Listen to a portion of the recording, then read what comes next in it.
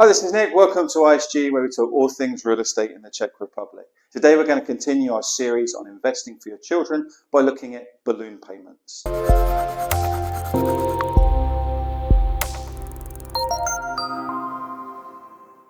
If you're not familiar with the term balloon payment, this is generally used for just a larger amount of income during a one-time part of an investment life cycle. In your children's lives, there are going to be times when you need a larger amount of income in order to pay for something. In your children's lifetime, there are going to be times when you need to prepare for a larger payment to be made for something that they need. This might be for higher education. It could be when they're slightly older and they need help buying their own first property. In our example, where we have our investment property, there are two ways in which we could get this larger payment. We could finance against the property, or we could sell the property. If we look at the Czech tax law, after 10 years of having an investment property, you can sell it without paying any capital gains tax. So any profit that you've made during those 10 years of the current sales price versus the purchase price you paid 10 plus years ago, that means no tax is paid on that amount, which is very helpful. It may be that we need this money a little sooner than 10 years. So before 10 years, you've got two options. You could pay tax, which is 15% on the profit that you make by selling it and releasing money that way. Or you could look at financing the property again and pulling some money out.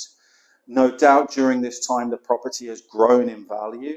And also your mortgage has been paid off every month, so it's coming down. So you have a lot of equity in the property, which you could probably borrow against.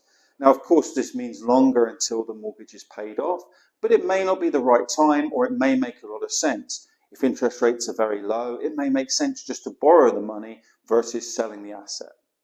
And of course, if we borrow the money, we'll have to repay more every month. But bearing in mind, our rent has no doubt gone up as well and should be able to cover those payments in most situations. When we're looking at this idea of creating these balloon payments for specific things, of course, there may be more than one needed. And so you may be in a position where it's worth looking at purchasing multiple properties if you're able to. Quite often I've seen investors do really well by having multiple small properties rather than one larger property, which gives them the opportunity to sell one or finance one and get money out when is needed. You know, they might need 20,000 euros here this year, and the next year they need another 20, you know. So it's good to have that kind of flexibility by having multiple properties. And you could build up this portfolio over time to be able to do this and help out your children. Thanks very much for watching. I'll see you again soon for the final video on inheritance.